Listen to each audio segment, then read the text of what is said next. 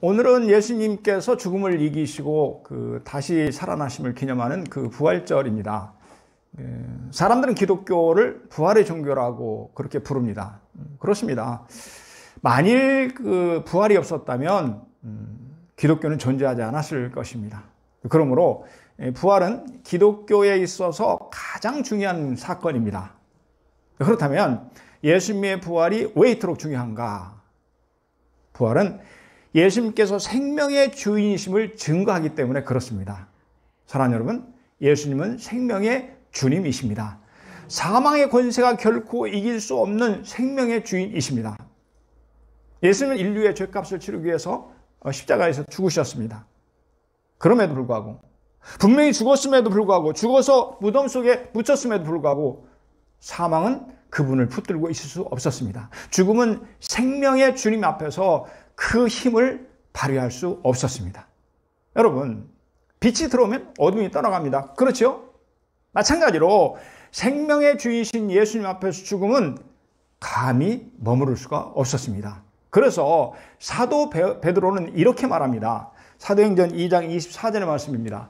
하나님께서 사망의 고통을 풀어 살리셨으니 이는 그가 사망에게 매여 있을 수 없습니다. 하나님께서 예수님을 사망의 고통에서 풀어서 살려주셨다. 그 이유가 뭐냐? 그가 예수님께서 사망에게 매여 있을 수 없었기 때문이다. 그렇습니다. 사망은 예수님을 붙들고 있을 수 없었습니다. 여러분, 예수님의 십자가에 달리시기 전에도 죽음을 물리치고 사람들을 살려내셨습니다. 예를 들어보면 예루살렘에서 5리 정도 떨어진 곳에 베단이라는 그런 마을이 있었고 거기에 나사로의 형제 자매들이 살고 있었습니다. 오빠 나사로 그리고 누이 마르다와 마리아죠. 네, 예수님은 이들을 사랑하셨어요. 그러다가 오빠 나사로가 병들어 죽게 되었습니다. 그러니까 이 누이들은 예수님한테 빨리 기별을 보냅니다. 빨리 오셔서 그들의 오라비를 고쳐달라는 것이죠. 예수님이 연락을 받으신 지 이틀 후에야 제자들에게 베다니로 가자고 말씀하십니다. 우리 친구 나사로가 잠들었도다. 그러나 내가 깨우러 가노라. 이 말을 들은 제자들은 어이가 없었습니다. 왜냐하면 분명히 나사로가 병들었다는 말을 들었기 때문에. 그래서 제자들이 말합니다. 주여, 잠들었으면 낫겠나이다. 하지만 예수님은 나사로의 죽음을 가리켜 잔다고 그렇게 말씀하신 것입니다. 그럼에도 불구하고 제자들은 정말 잠들어서 쉬고 있다고 오해를 한 것이죠. 가서 보니까 나사로는 죽어서 무덤에 묻힌 지 이미 날이나 되었습니다. 동생 마리아는 몹시 슬퍼했습니다. 많은 문상객들이 유가족을 위로하고 있었습니다. 그것을 보신 예수님은 사망 권사에 대해서 분노하십니다. 예수님은 무덤에 가서 무덤 입구를 막고 있는 돌을 옮겨놓으라고 말씀합니다. 또한 하나님 아버지께 감사의 기도를 드리신 다음 큰 소리로 나사로를 부르십니다. 나사로야, 나오너라. 그러자 나사로가 수족을 배에 동인 채로 나오는데 그 얼굴은 수건에 쌓여 있었습니다. 그러자 예수님은 이제 풀어 놓아 다니게 하라고 말씀하십니다. 이처럼 예수님은 생명의 주인이십니다. 그러므로 사망은 예수님 앞에서 감히 자신의 권리를 주장할 수 없는 것입니다. 또 그런 일이 있었죠. 예수님은 회당장 야이로의 12살 딸을 죽음에서 살려주셨습니다. 또한 예수님은 나인성 과부의 죽은 아들을 불쌍히 여기서 그를 살려주셨습니다. 여러분, 생명의 주이신 예수님은 우리의 죄값을 치르기 위해서 십자가에 달려 죽으셨습니다. 하지만 장사한 지 사흘 만에 예수님은 사망의 권세를 깨트리고 부활하셨습니다. 사랑하는 여러분, 부활의 소망은 기독교인에게 가장 큰 축복입니다. 왜요? 불교의 석가모니는 죽어서 지금도 무덤에 갇혀 있습니다.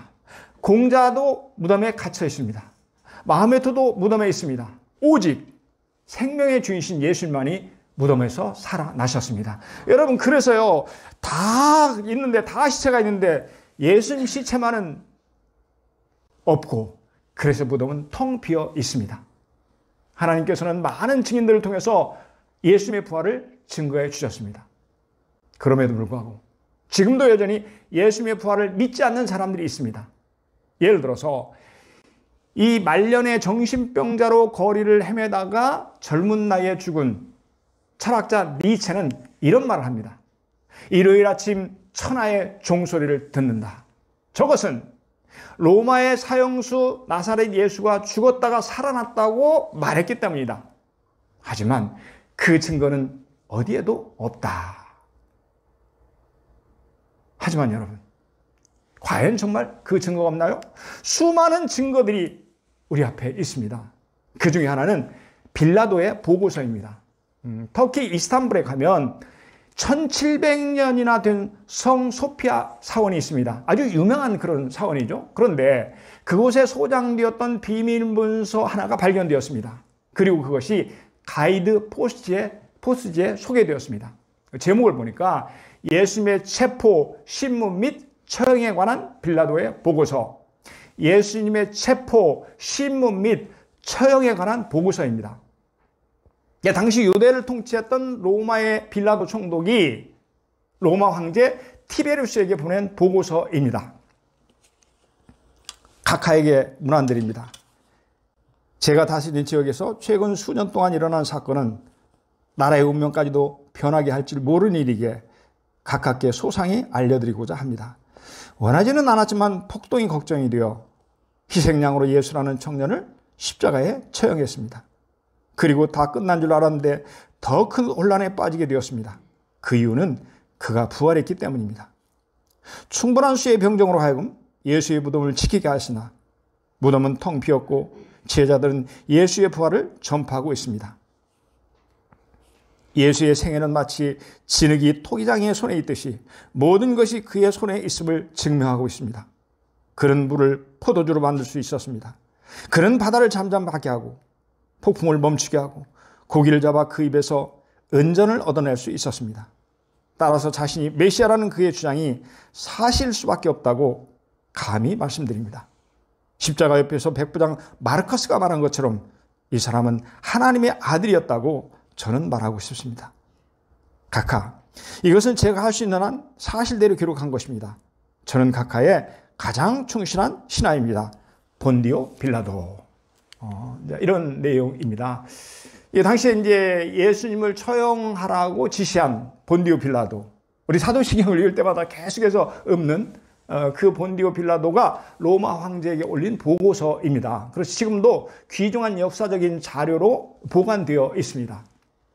그런가 하면 유대 전쟁사를 써서 유명한 이 요세푸스도 그에 져서 교회사에서 본디오 빌라도가 예수님에 관한 그런 사건을 로마 황제에게 보고했다고 그렇게 기록하고 있습니다.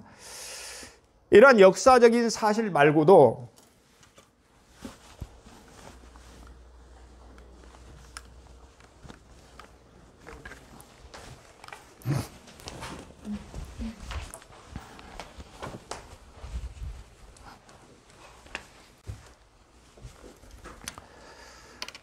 확실한 그 성경적 증거가 많이 있습니다.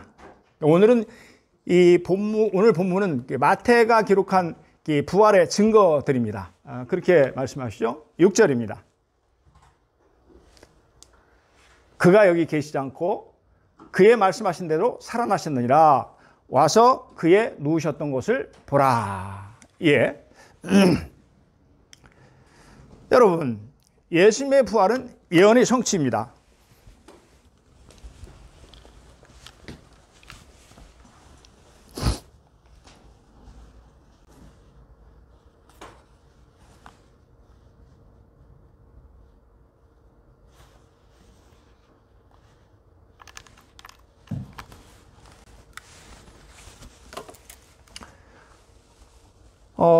여기서 이제 접속사 뭐뭐대로, 이 원어는 카토스를 쓰고 있는데 이 말의 뜻은 바로 그와 같이 그런 의미입니다.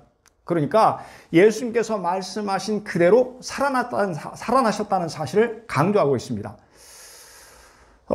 예수님은 이 생전에 자신의 순환과 부활을 수차례 예언하셨습니다. 예를 들면 마태복음 16장 21절로 보면 이렇게 말씀합니다.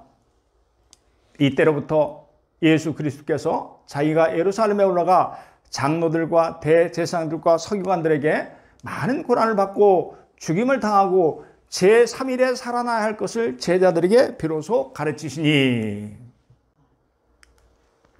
그러므로 예수님의 부활은 결코 우연히 일어난 일이 아닙니다. 하나님께 예언하신 그대로 그분의 뜻 가운데서 이루어진 것입니다. 예수님의 죽으심과 부활은 구약 성경에 이미 예언되어 있었습니다. 예를 들어 본다면 성경에는 예수님이 태어나실 장소부터 그리고 죽으신 후에 묻히실 무덤에 이르기까지 선지자를 통해서 자세하게 예언하고 있습니다. 그러므로 예수님의 부활은 신구약 성경에 예언되었던 그대로 이루어진 사실입니다. 또한 오늘 본문을 보니까 이 천사들도 예수님의 부활을 증언합니다. 안식 후 새벽 미명에 예수님의 이 시신의 향유를 붓기 위해서 무덤을 찾은 여인들이 있었습니다. 누군가요? 막달라 마리아, 야고보의 어머니 마리아, 또 살로메였습니다. 천사가 그들에게 말했습니다. 6절입니다. 우리 천천히 함께 읽겠습니다. 시작. 그가 여기 계시지 않고 그의 말씀하신 대로 살아나셨느니라. 와서 그의 누우셨던 곳을 보라. 아멘. 천사의 말을 들은 이 여인들이 무서움과 큰 기쁨으로 이 사실을 제자들에게, 예수님의 제자들에게 알리려고 달려가고 있었습니다. 그때 부활하신 예수님이 친히 여인들에게 오셔서 말씀하십니다. 오늘 본문의 9절입니다. 평안하냐? 무서워 말라. 내 형제들에게 갈릴리로 가라하라. 거기서 나를 배우리라. 물론 이 형제들은 예수님의 제자들을 좀 가리키는 거죠. 또한 안식 후 첫날 저녁 때에 제자들은 유대인들을 무서워해서 모인 곳의 문을 닫고 있었습니다. 그때 예수님이 오셔서 그들 가운데 서서 말씀하셨습니다. 너에게 평강이 있을지어다. 그리고 손과 옆구리를 보여주셨습니다. 부활의 주님을 확인한 제자들은 말할 수 없이 기뻤습니다. 그렇잖아요. 그럴 수밖에 없잖아요. 십자가에 죽어서 다 끝난 줄 알았어요. 그런데 그 주님이 부활하셔서 자기들 앞에 나타나신 거예요. 뿐만 아니라 이 못자국과 창자국을 보여주신 거죠. 그런가 하면 요한복음 20장 24절에서 29절을 보면 그 후 8일이 지나서 예수님은 제자들에게 다시 나타나셨습니다. 이때 의심하는 도마에게 손가락으로 예수님의 손에 못자국을 넣어보게 하셨습니다. 또한 도마의 손을 예수님의 이 창자국 난 옆구리에 넣어보게 하셨습니다. 그리고 예수님은 도마에게 말씀하십니다. 믿음 없는 자가 되지 말고 믿는 자가 되어라. 예수님의 손과 옆구리를 자신의 손으로 직접 확인한 도마는 고백합니다. 과연 예수님은 나의 주님이시오 나의 하나님이십니다. 그러자 예수님은 말씀하십니다. 너는 나를 직접 확인해 보아야 믿느냐? 보지 못하고 믿는 자가 복되도다. 보지 못하고 믿는 자가 복되도다. 여러분 여기서 보지 못하고 믿는 자가 누굽니까? 저와 여러분이에요. 그러니까 우리가 도마보다 더 복되다고 주님은 말씀하시는 거죠. 여러분 예수님의 부활을 의심했던 도마는 그 후로 주님의 부활을 증거하다가 동인도 코로만델에서 죽창에 찔려 순교를 당합니다. 지금도 인도에는 이를 기념하는 성도마교회가 있습니다. 또한 주님은 디베랴 호수에서 고기를 잡는 제자들에게 다시 나타나십니다. 그리고 예수님은 그들에게 복음을 전하라고 부탁하십니다. 그 후에 승천하기 전 40일 동안 여러 사람들에게 많은 확실한 증거로 부활을 나타내 보이셨습니다. 이렇게 기록하고 있죠. 해 받으신 후에, 십자가에 죽으신 후에 또한 저에게 확실한 많은 증거로 친히 사심을 나타내사 40일 동안 저에게 보이시며 하나님 나라의 일을 말씀하시니라. 그렇습니다. 예수님의 부활은 확실한 성경적인 사실입니다. 사랑하는 여러분, 제자들이 목숨을 바쳐 증거한 부활의 증언들이 있습니다. 부활하신 주님을 보고 듣고 확인한 이 제자들은 목숨을 걸고 예수님의 부활을 증거했습니다. 베드로는 오순절에 행했던 설교에서 이렇게 말합니다. 사도행전 2장 32절의 말씀입니다. 이 예수를 하나님이 살리신지라 우리가 다 이 일의 증인이다. 우리가 다 이 일의 증인이로다. 생명의 주를 죽였도다. 그러나 하나님이 죽은 자 가운데 살렸으니 우리가 이 일의 증인이로다. 뭐의 증인이란 말이에요? 예수님께서 부활하셨는데 그 부활의 증인들이 바로 우리들이다. 우리는 직접 다 보고 만져보았다. 이렇게 말하고 있는 거죠. 사도들은 예수님 안에 부활이 있다고 백성들에게 가르치고 전파했습니다. 그러자 대제사장들, 성전을 맡은 자, 사두개인들이 그들을 미워합니다. 그리고 이튿날 관리들, 장로들, 서기관들이 예루살렘에 모였을 때에 대제사장 안나스, 가야바, 또 요한, 알렉산더 등 대제사장의 문중 모두가 참여한 회의가 열렸습니다. 사내들인 공회. 그리고 거기서 그들은 사도들을 심문합니다. 너희는 무슨 권세와 누구의 이름으로 앉은 병이를 고쳤느냐? 이에 베드로가 성령이 충만해서 담대하게 대답합니다. 만일 병자에게 행한 착한 일에 대해서 이 사람이 어떻게 구원을 받았냐고 오늘 우리에게 질문한다면 너희도 모든 이스라엘 백성들은 알라? 너희와 모든 이스라엘 백성들은 알라? 너희가 십자가에 못 박고 하나님이 죽은 자 가운데서 살리신 나사렛 예수 그리스도 이름으로 이 사람이 건강하게 되어 너희 앞에 섰느니라. 부활하신 예수님의 이름으로 그들을 고쳤다고 그렇게 그들은 담대하게 얘기한 거죠. 베드로와 제자들은 확신에 차서 담대하게 대답했습니다. 그러자 대제사장들은 사도를 불러서 경고합니다. 방법이 없으니까요. 너희들은 도무지 예수의 이름으로 말하지도 말고 가르치지도 말라. 이에 베드로와 요한이 대답합니다. 하나님 앞에서 너희 말을 듣는 것이 하나님 말씀 듣는 것보다 옳은가 판단하라. 우리는 보고 들은 것을 말하지 아니할 수 없다. 보고 들은 것을 말하지 아니할 수 없다. 보고 들은 게 뭐예요? 예수님의 부활을 지금 얘기하고 있는 거죠. 그렇습니다. 제자들은 예수님의 죽으시고 부활한 사실을 직접 보고 들었기 때문에 말하지 않을 수 없다고 그렇게 얘기합니다. 여러분, 그들이 어떻게 당시에 그 무시무시한 권력기관이었던 사내들인 공회 앞에서 그토록 당당할 수 있었을까요?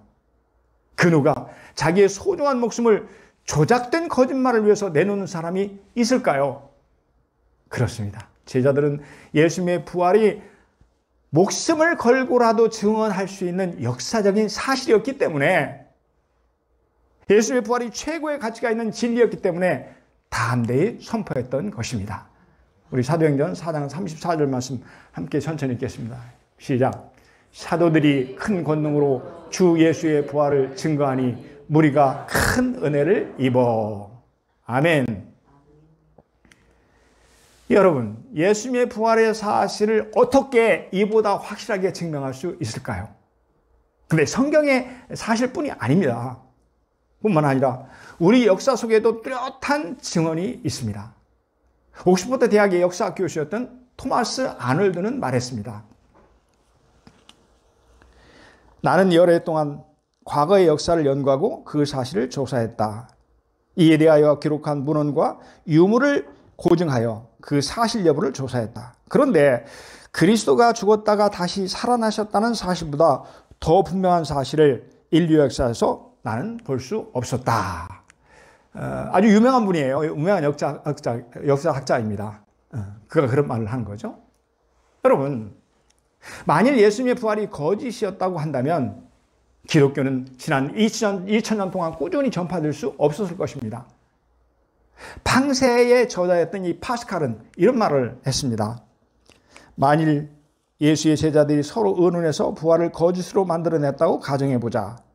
그중 한 명이라도, 그러니까 12명 중에 한 명이라도 부활이 아니라고 했다면 기독교는 전부 붕괴되었을 것이다.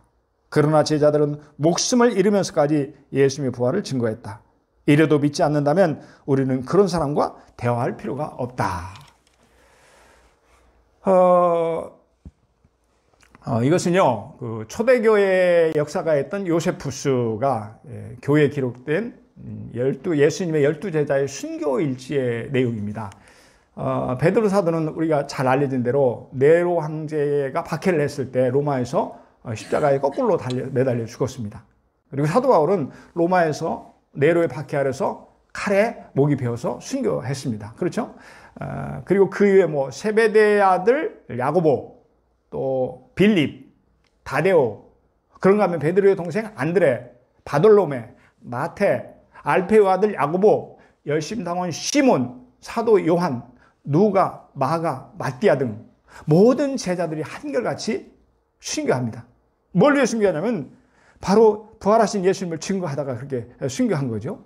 사랑하는 여러분, 예수님의 12제자 등 수많은 사람들의 순교가 무엇을 말해주고 있나요? 주님의 부활이 확실하다는 것입니다. 부활은 옮길 수 없는 사실이라는 것입니다. 주님의 부활을 증거하는 것은 자신의 목숨보다 더 소중한 가치가 있다고 하는 것입니다. 그렇습니다. 부활은 역사적 사실입니다. 부활은 성경이 증거하는 분명한 사실입니다. 부활은 수많은 순교자들이 증거하는 확실한 사실인 줄로 믿습니다. 아멘, 아멘. 여러분, 그렇다면 예수님의 부활은 우리에게 무엇을 의미하나요? 그러니까 부활이 이렇게 확실한데 그 확실한 것이 우리와 무슨 관계가 있나요? 예수님의 부활이 우리에게 무엇을 주기에 그들은 목숨까지 아까워하지 않았나요? 예수를 죽은 자 가운데 살리신 이의 영이 너희 안에 거하시면 그리스도 예수를 죽은 자 가운데 살리신 이가 너희 안에 거하시는 그 영으로 말미암아 너희 죽을 몸도 살리시리라. 다시 한번 보실까요? 예수를 죽은 자 가운데 살리신 이의 영이 뭘 가리키죠? 하나님의 영 성령을 가리킵니다. 성령이 너희 안에 거하시면 하나님의 영이신 성령이 지금 우리 안에 계신 줄로 믿습니다. 그러면 그리스도 예수를 죽은 자 가운데 살리신 이가 하나님께서 너희 안에 거하시는 그의 영 성령으로 말미암아 너희 죽을 몸도 살리시리라. 너희 죽을 몸도 살리시리라. 우리도 부활한다고 그렇게 말씀하고 있는 거죠. 그러니까 성령께서 예수를 죽음에서 이렇게 세워주신 것처럼 우리도 장차 부활하게 된다는 말씀입니다. 예수께서 부활하셨기 때문에 우리도 부활의 몸을 입게 된다고 하는 것입니다. 사랑하는 여러분, 예수님은 부활의 첫 열매가 되셨습니다. 우리 고린도전서 10장 20절 말씀, 우리 의미를 생각하면서 같이 읽겠습니다. 시작. 이제 그리스도께서 죽은 자 가운데서 다시 살아 잠자는 자들의 첫 열매가 되셨도다. 아멘. 잠자는 자들의 첫 열매가 되셨도다. 바울은 만일 예수께서 부활하지 않으셨다면 우리는 세상에서 가장 불쌍한 사람이 될 거라고 역설합니다. 고린도전서 15장 19절의 말씀입니다. 만일 그리스도 안에서 우리가 바라는 것이 다만 이 세상의 삶뿐이면 부활하고 관계가 없다면 모든 사람 가운데 우리가 더욱 불쌍한 자이니라. 사도 바울의 고백이죠. 하지만 예수 안에서 우리는 부활의 소명을 가졌기에 가장 행복한 사람인 줄로 믿습니다. 주님처럼 영원한 영광의 부활이 우리를 기다리고 있는 줄로 믿습니다. 아멘. 사랑하는 여러분, 예수님은 사망의 권세를 이기고 다시 살아나셨습니다. 또한 예수님께서 다시 사심으로 말미암아 우리도 반드시 부활합니다. 그렇습니다. 우리 주님은 우리에게 부활의 소망을 주셨습니다. 여러분, 우리 한번 생각해 볼까요? 애벌레가 있죠. 애벌레는 때가 되면 뭐가 됩니까? 나비가 됩니다. 그렇죠? 그러니까 처음과는 전혀 다른 존재가 되는 것입니다. 걷지도 못하고 기어다녀야만 하던 그 애벌레가 하늘을 훨훨 나는 나비가 되는 것입니다. 마찬가지로 우리는 육의 몸이 죽은 후에 영의 몸으로 다시 사는 것입니다. 약한 육의 몸이 강한 영의 몸으로 다시 사는 것입니다. 썩을 몸이 썩지 않는 신령한 몸으로 다시 사는 것입니다. 언젠가는 죽을 육신의 몸이 영원히 죽지 않는 영의 몸으로 부활하는 것입니다. 여러분, 아멘입니까? 아멘입니까? 만일 그리스도 안에서 우리가 바라는 것이 다만 이 세상의 삶뿐이면 모든 사람 가운데 우리가 더욱 불쌍한 자니라. 아멘. 사랑하는 여러분, 이 땅은 우리의 영원한 고향이 아닙니다. 우리가 언젠가는 이 세상을 떠나게 됩니다. 그렇죠? 초등학교 교과서에 보면은 개미와 배짱이 이야기가 나옵니다. 게으르게 살았던 배짱이는 겨울이 오자 어떻게 했습니까? 깡통을 차고 나갈 수밖에 없었습니다.